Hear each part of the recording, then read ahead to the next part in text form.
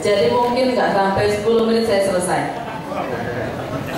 Cepat kan? Tapi pun kami juga seperti yang disampaikan tadi bahwa acaranya bahwa kita punya fokus, karena tidak mungkin semua persoalan itu kita tangani. Kita bukan Pak superhero, kita bukan tukang sulap juga. Bapak Ibu,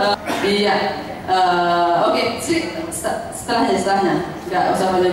Saya hanya mau menyampaikan bahwa Lampung Timur 5.000 km persegi, 30%-nya adalah daerah konservasi, juga dengan persebaran titik-titik konservasi yang banyak, dan sisanya itu yang dihuni oleh warga Lampung Timur.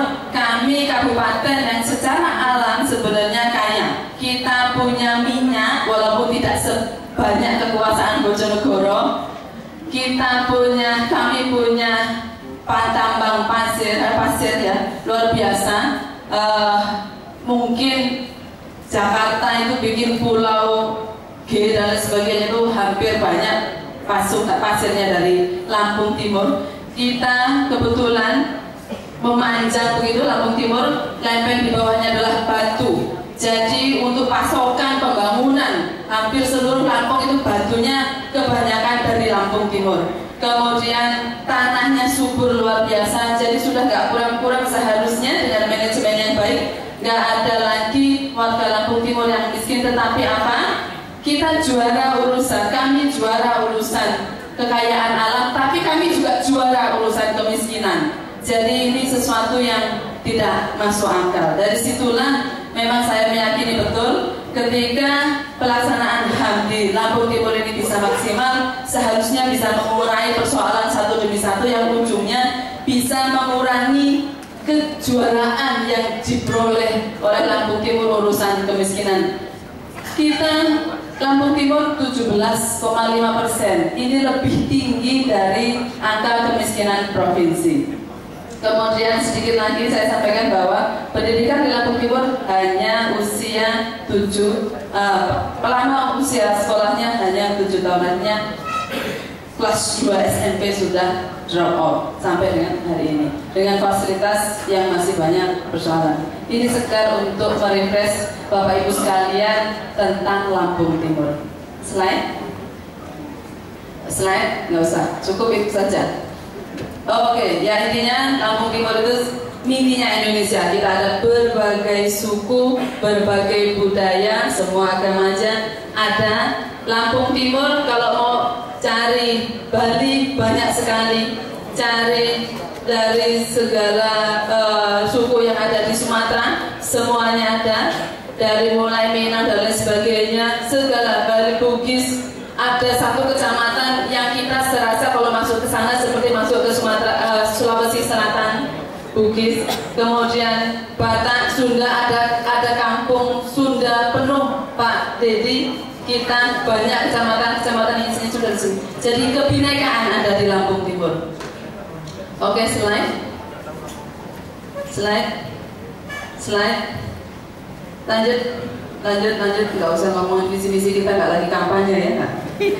Oke, saya hanya ingin mengetengahkan apa yang kita coba lakukan untuk perwujudan hak asasi manusia di Lampung Timur. Pertama, yang jelas yang sudah kita sahkan, kita fokus, mulai dari fokusnya adalah tentang perwujudan hak anak, kemudian perlindungan perempuan dan khususnya TKI. 3 fokus itu yang kita ambil sementara waktu ini.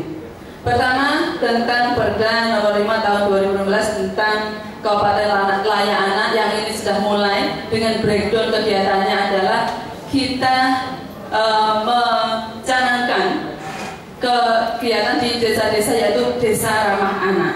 Dan desa ramah anak ini sudah kita canangkan sejak awal saya melangkah menjadi bupati. Kebetulan begitu dilantik, gak lama 1-2 hari kemudian ada kasus sampai jadi headline-nya Kompas, headline-nya media-media nasional, pembunuhan disertai kekerasan seksual dan sebagainya terjadi di Lampung Timur. Anak ini satu desa dalam waktu 2 minggu ada 2 atau 3 kasus kasus yang terjadi di desa tersebut. Dan ternyata begitu kita buka rekodnya di Lampung Timur, kekerasan terhadap anak termasuk kekerasan seksual masih sangat tinggi. Maka kita langsung begitu habis dilantik langsung menghadapi persoalan jadi headline nasional, bukan prestasinya tapi persoalannya. Itu kan juga sebenarnya bikin shock, apalagi ini sesuatu yang sangat sensitif sekali.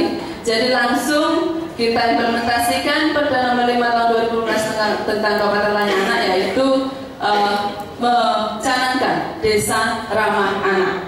Dan kita langsung tambahkan begitu banyak kegiatan-kegiatan di tempat-tempat yang menjadi kumpulnya warga desa, bukan hanya di sekolahan, termasuk di komunitas-komunitas kita lindungi. Bukan hanya pemerintah daerah ini yang wajib, tetapi semuanya kita sadarkan semua punya kewajiban mewujudkan hak anak, dan semua masyarakatnya juga kita sadarkan. Lembaga swadaya masyarakat yang bergerak di bidang pemberdayaan perempuan dan anak juga kita libatkan, semua kita rangkul. Kita juga membentuk P2T, P2A dan sebagainya yang sudah lama mati. Intinya di Lampung Timur ini saya itu prinsipnya melakukan apa yang bisa kita lakukan, membenahi apa yang bisa kita benahi. Banyak hal, termasuk kebetulan kita juga pas menyusun RPJMD dengan sistematis kita masukkan di dalam hal tersebut. Desa ramah anak di Lampung Timur setiap tahunnya harus terbentuk minimal 5 per tahun. Jadi langkahnya sistematis dan itu masuk di RPJMD jadi perda, sudah clear. Kemudian masih seputar desa ramah anak, kita wajibkan semua SKPD untuk menjadikan fokus perlindungan terhadap pemenuhan hak anak ini menjadi fokus juga terhadap pengambilan kebijakan di SKPD masing-masing. Misalkan PU untuk jalan menuju sekolah itu harus diutamakan. Kabupaten Ramaham dan sudah saya sahkan sekitar 2-3 minggu yang lalu, alhamdulillah. Dan mungkin saya jelaskan tentang ini isinya apa saja. Slide setelah harus sekolah inklusif. Kemudian pemenuhan hak berusaha bekerja melalui pelatihan keterampilan. Bapak Ibu, gerakan malu menganggur ini karena kita masih tingginya angka pengangguran. Kami Lampung Timur tidak seperti mungkin kabupaten lainnya, Kulon Progo tadi bilang CSR dan sebagainya, ada yang dimintai CSR. Lampung Timur nggak ada perusahaan cuma 2/3. Alhamdulillah CSR-nya kita mintai setahun kemarin, alhamdulillah keluar 5 juta, alhamdulillah sudah. Itu gimana saya mau mengandalkan CSR? Yang bisa saya lakukan adalah tetap mengoptimalkan apa yang ada. Gerakan malu menganggur ini adalah kita memanggil warga Lampung Timur untuk menjadi sukarelawan yang punya keterampilan. Sebenarnya banyak foto-foto kegiatannya. Yang punya keterampilan kita panggil untuk jadi relawan kita, melatih warga kita yang nganggur dan tidak punya keterampilan. Bikin ya hal-hal sederhana, bikin tikar, bikin hiasan jilbab, bikin pupuk organik, karena kita juga ada mengarah kebijakan pertanian organik.